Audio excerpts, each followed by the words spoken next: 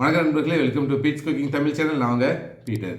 இன்றைக்கி ஒரு வீடியோவில் நம்ம பார்க்க போகிறது 1 kg பிரியாணிக்கு எந்தெந்த பொருள் எந்தெந்த அளவில் நம்ம ஆட் பண்ணணும், நிறைய டிப்ஸ் சொல்ல போகிறேன். டிப்ஸ் மட்டும் தான் இந்த வீடியோவில் இருக்க போகுது.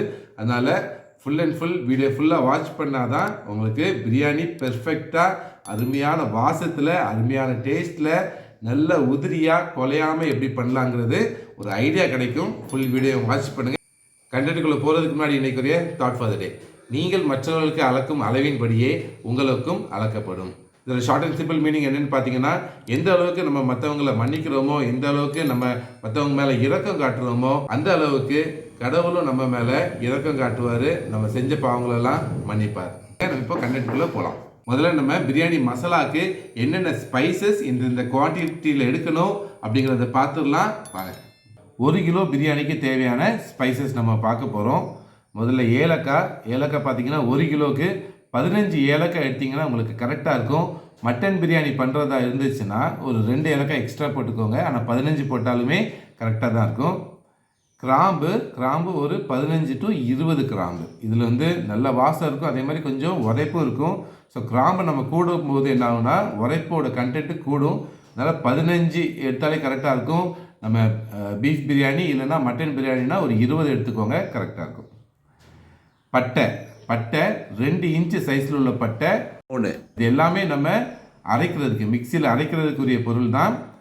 ஸ்டார் அனீஸ் பார்த்தீங்கன்னா 1 கிலோ பிரியாணிக்கு 1 ஸ்டார் அனீஸை தான் நம்ம அரைப்போம்.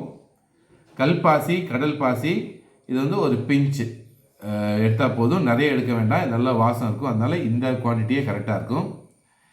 இதெல்லாம் ஆப்ஷனல் தான். நான் இப்போ சொல்ல போகிறது ஜாதி பத்திரி. இது உங்கள்கிட்ட இருந்துச்சுன்னா ஆட் பண்ணுங்கள், நல்ல வாசம் இருக்கும். ரொம்ப ஆட் பண்ணக்கூடாது. ஒரு ஜாதி பத்திரிலேயே நான் பாதியோட கம்மியாக தான் எடுத்துருக்கிறேன் 1 கிலோவுக்கு. இவ்வளோ சேர்த்தாலே போதும். கூட சேர்த்துட்டோன்னா கொஞ்சம் கசப்பு வந்துடும். அதனால கரெக்டான குவான்டிட்டி ஜாதி பத்திரி ஆப்ஷனல் தான், இருந்தால் சேர்த்துக்கோங்க.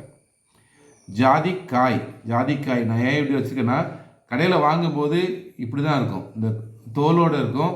நம்ம அவுட்டர் லேயர் நம்மளுக்கு தேவையில்லை, அதை உடச்சி எடுத்துடணும். அதுக்காக தான் இது பண்ணேன். ஏன்னா நிறைய பேர் இது முழுசாக அப்படியே போட்டுறக்கூடாது. உடச்சதுக்கப்புறம் உள்ளே உள்ளது பார்த்திங்கன்னா இதுதான் ஜாதிக்காய்.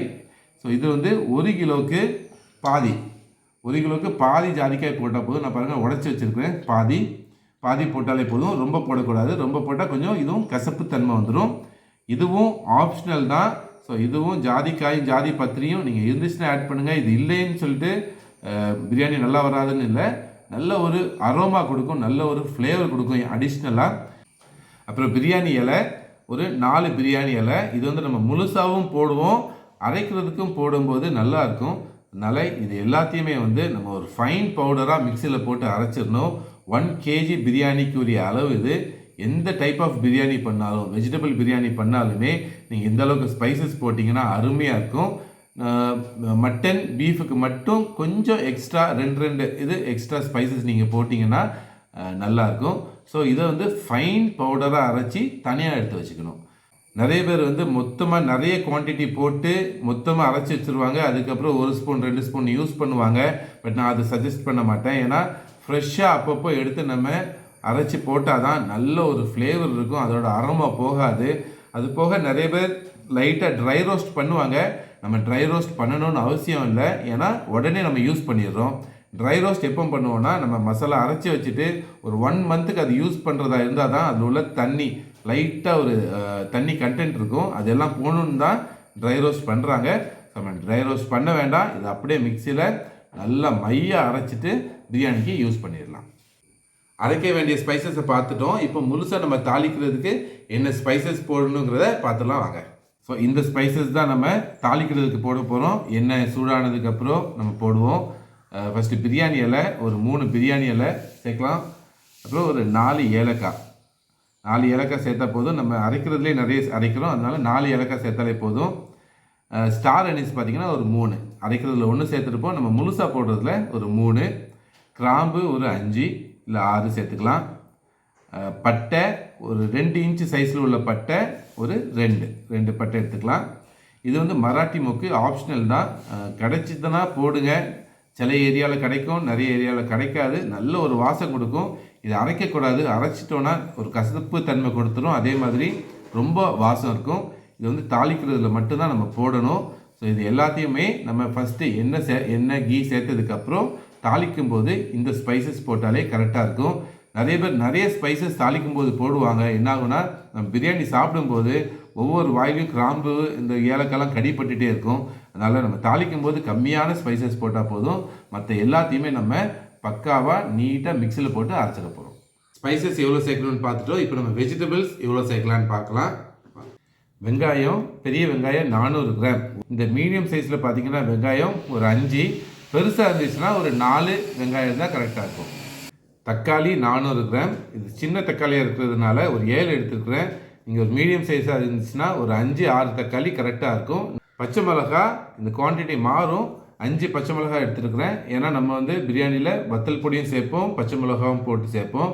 ஒவ்வொரு பிரியாணி டைப்புக்கு ஏற்ற மாதிரி மாறும். சில பிரியாணியில் பச்சை மிளகாய் மட்டும் போட்டு பண்ணும்போது இது ஒரு 8 to 10 பச்சை மிளகாய் போட வேண்டியது இருக்கும். அதனால் இதோட குவான்டிட்டி மாறும். ஆனால் நார்மலாக ஒரு 4 to 5 பச்சை மிளகாய் நம்ம சேர்க்கலாம். லெமன் புளிப்புக்கு நம்ம கடைசி சேர்ப்போம். ஒரு லெமன் 1 கிலோ பிரியாணிக்கு கரெக்டாக இருக்கும்.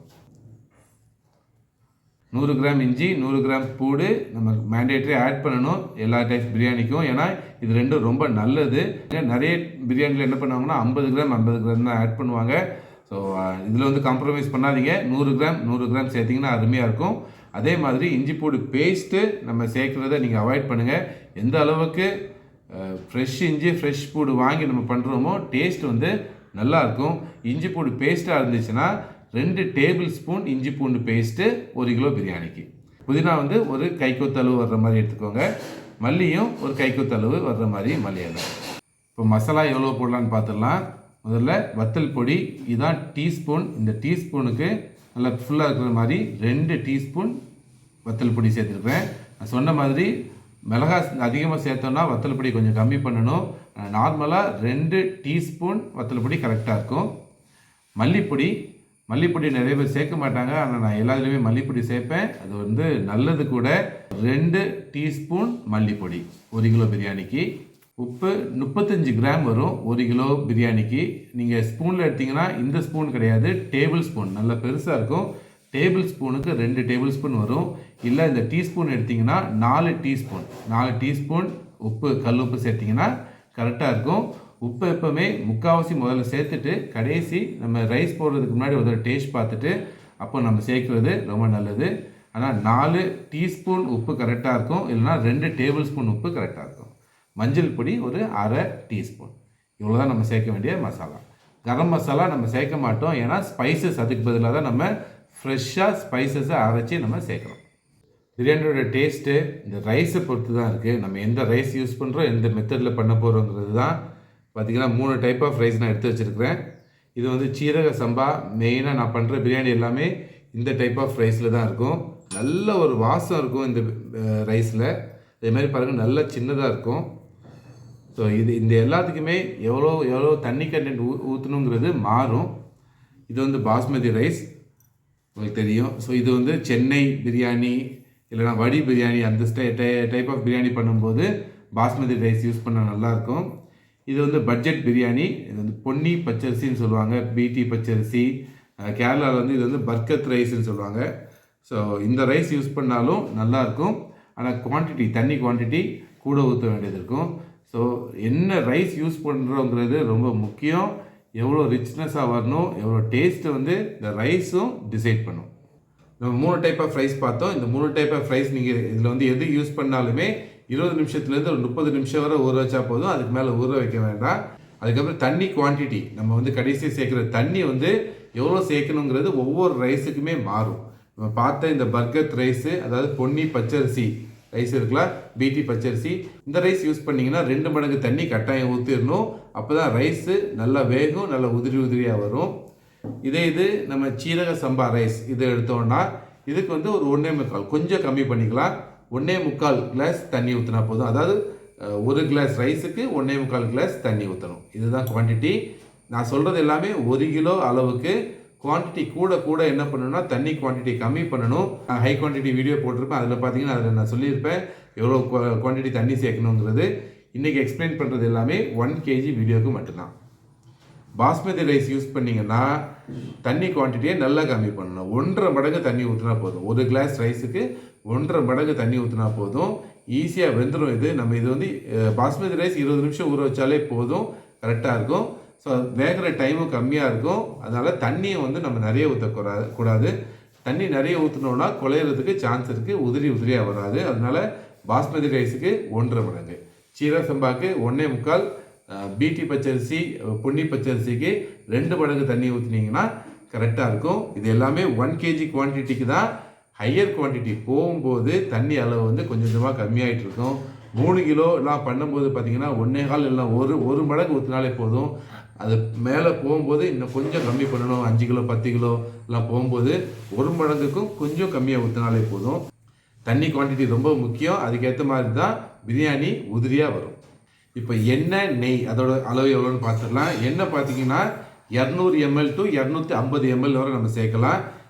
சிலர் 300 சேர்ப்பாங்க, ஓகே தான். ஒருவேளை நெய் வந்து நம்ம ஃபுல்லாமே போடாமல் பண்ணோன்னா 300 ml எண்ணெய் கூட ஊற்றலாம். கடலை எண்ணெய் சேர்த்திங்கன்னா பிரியாணிக்கு அருமையான ஃப்ளேவர் இருக்கும், டேஸ்ட்டும் இருக்கும். ரைஸ் பிரான் ஆயில் சேர்த்துக்கலாம், சன்ஃப்ளவர் ஆயில் சேர்த்துக்கலாம். ஒரு 200 ml எண்ணெய் சேர்த்திங்கன்னா ஒரு 100 ml நெய் ஆட் பண்ணிக்கலாம், கரெக்டாக இருக்கும். நெய் வந்து ஒரு 50 ml முதல்ல ஆட் பண்ணிக்கலாம். கடைசி நம்ம ஃபினிஷிங்காக இந்த தம் போடும்போது ஒரு 50 ml மேலே போட்டு நம்ம தம் போட்டோன்னா நல்லாயிருக்கும். ஸோ நெய் வந்து ஃபஸ்ட்டும் லாஸ்ட்டும் ஆட் பண்ணிங்கன்னா கரெக்டாக இருக்கும். எண்ணெயும் 200 mlலேருந்து 300 ml வரை எண்ணெய் யூஸ் பண்ணிக்கலாம். கடலெண்ணெய் யூஸ் பண்ணிங்கன்னா ரொம்ப நல்ல ஃப்ளேவர் இருக்கும். 1 கிலோ பிரியாணி பண்ணுறதுக்கு தேவையான எல்லா மெஷர்மெண்ட்டும் நம்ம பார்த்துட்டோம். எல்லா இன்க்ரீடியண்ட்டும் பார்த்துட்டோம், ஸ்பைசஸ் பார்த்துட்டோம், மசாலா பார்த்துட்டோம்.